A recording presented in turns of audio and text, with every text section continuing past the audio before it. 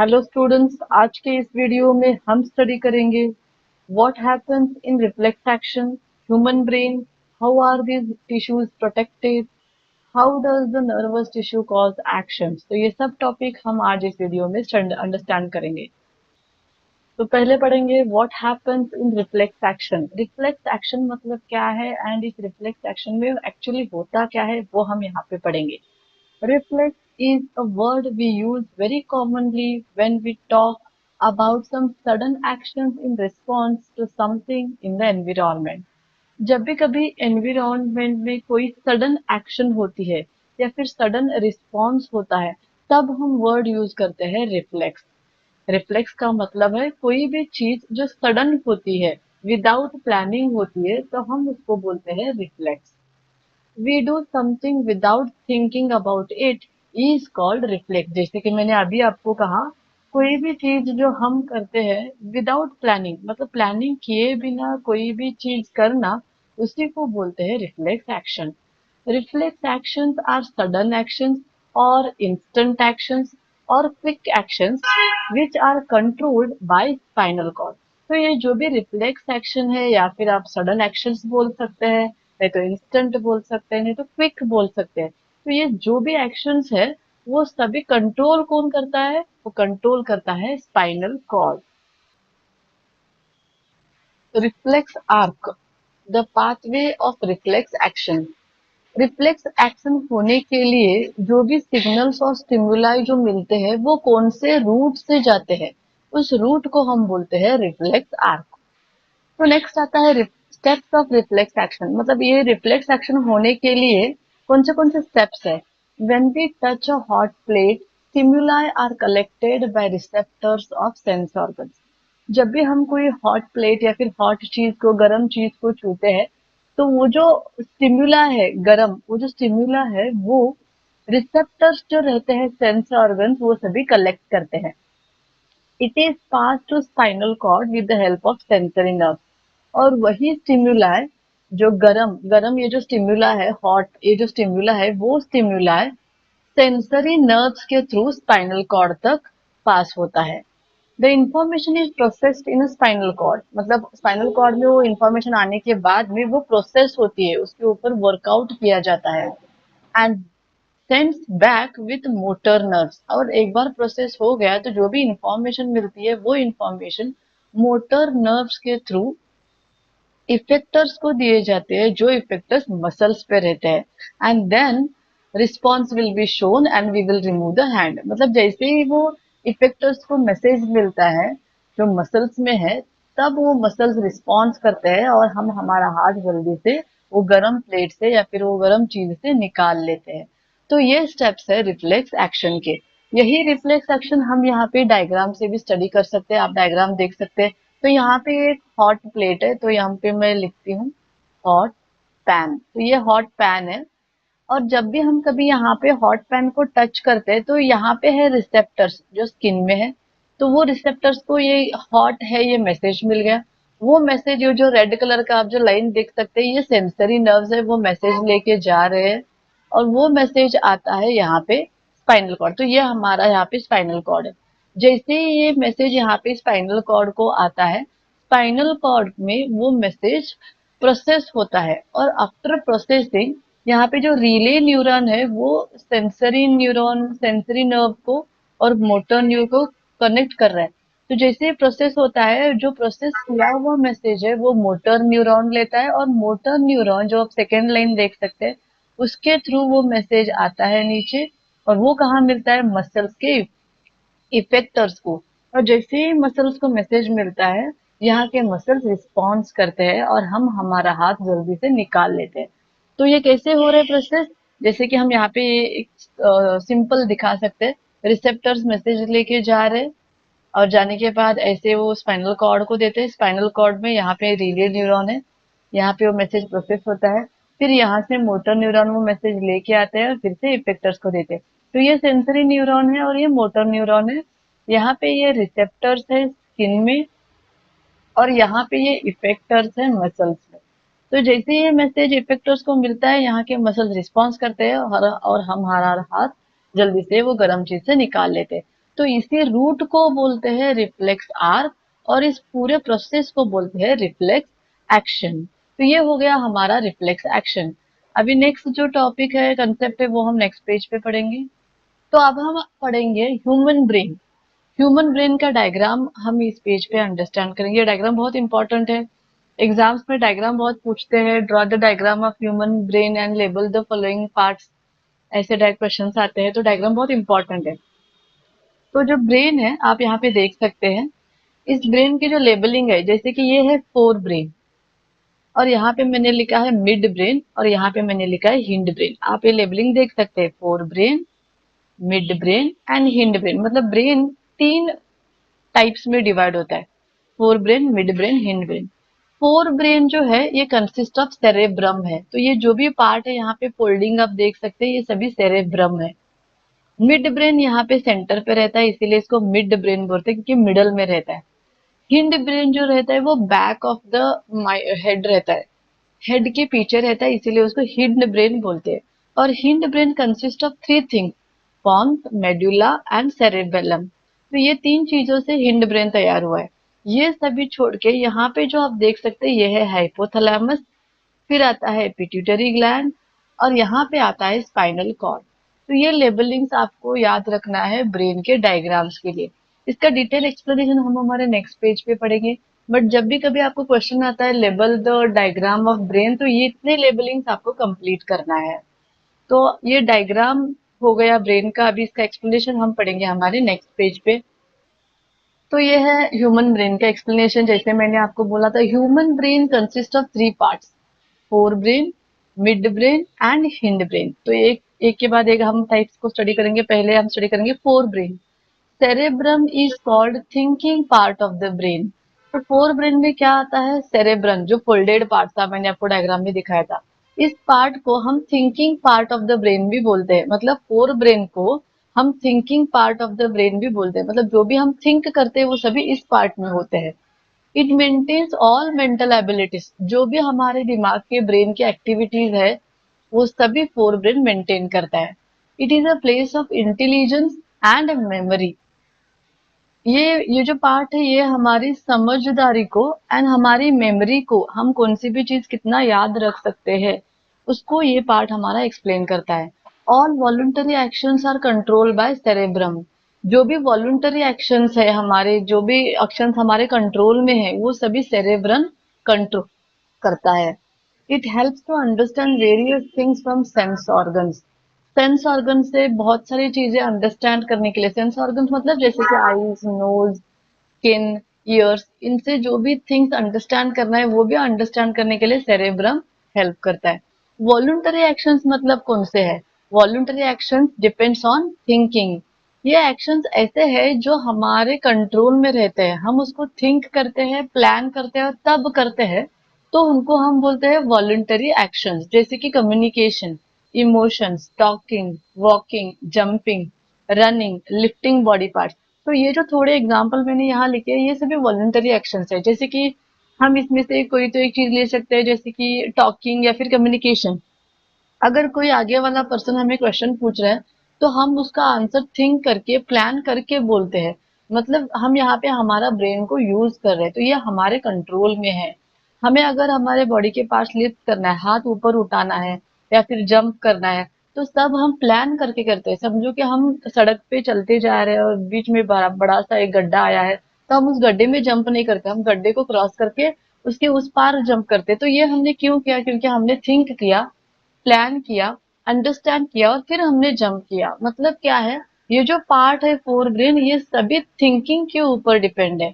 Think किए बिना हम यहाँ पे कोई भी एक्टिविटी नहीं करते, इसीलिए इस पार्ट को थिंकिंग पार्ट बोलते हैं। और ये कौन से एक्शन कंट्रोल करता है, वॉलंटरी एक्शन को कंट्रोल करता है। ये आपको बहुत याद रखना है, क्योंकि क्वेश्चन आ सकता है, which is the part of the brain is called which control voluntary actions और thinking part of the brain, ऐसे भी आपको पूछ सकते हैं।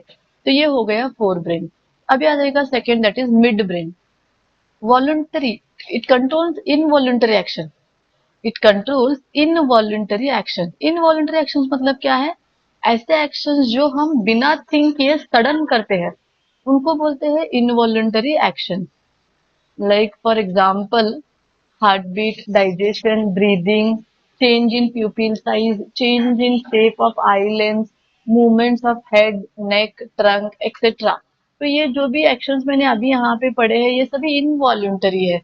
हम यहाँ पे कोई प्लान नहीं करते, थिंक नहीं करते, हम डायरेक्टली सडनली कर देते हैं। जैसे कि डाइजेशन, हम जब खाना खाते हैं और खाना जैसे ही स्टमक में, इंटेस्टाइन में जाता है, वो अपने आप डाइजेशन होते रहता है उसका, हम उसको कंट्रोल नहीं कर सकते।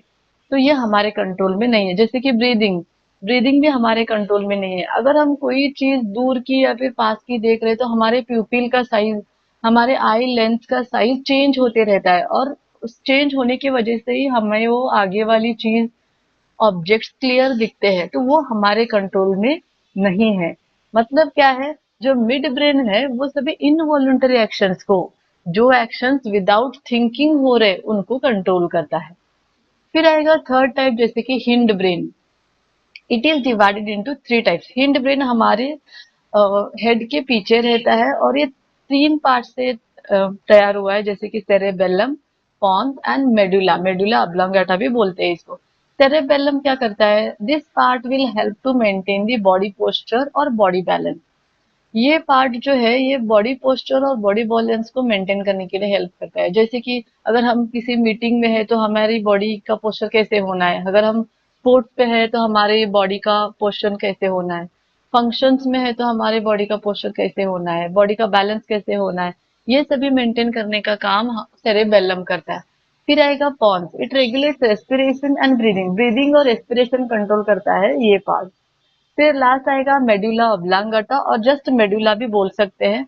It controls heart beat, blood pressure, digestion etcetera. इसी के साथ ये स्नीजिंग, वॉमिटिंग, कपिंग, ये सभी कंट्रोल करता है। तो ये है एक्सप्लेनेशन सभी ब्रेन का। आपको ब्रेन के ऊपर दो टाइप के क्वेश्चन पूछ सकते हैं। एक तो draw the diagram of brain and label the following parts. अगर ऐसे क्वेश्चन आता है तो आपको ब्रेन का डायग्राम ड्रॉ करना है, और उसके जो भी पार्ट्स पूछे गए वो लेबल करना है। अगर क्वेश्चन आता है, explain the role of forebrain और explain the role of cerebellum, pons और मेडुला, तो आपको ये नोट्स बहुत हेल्प कर सकते हैं। चाहे तो आप इस वीडियो को साइलेंट, इस वीडियो को पॉज करके आप चाहे तो ये नोट्स को नोट डाउन कर सकते हैं, जो आपको एग्जाम में बहुत हेल्प करेंगे इन सभी पार्ट्स के फंक्शंस लिखने के लिए या फिर रोल्स लिखने के लिए। तो अब हम सीखेंगे how are these tissues protected. ये जो ब्रेन है, इसको प्रोटेक्ट कैसे करते हैं, ये हम अब यहाँ पे पढ़ेंगे। Brain is protected in a bony structure called skull. हमारा जो ब्रेन है, वो एक बोनी स्ट्रक्चर में प्रोटेक्टेड रहता है, जो जिसको हम बोलते हैं skull. Inside a skull there are three soft layers called meninges. Skull ये हार्ड है, और स्कल के अंदर थ्री लेयर्स रहते हैं, और उस थ्री लेयर्स को बोलते हैं मेनिंजेस। इन तीनों लेयर्स के बीच में गैप रहता है।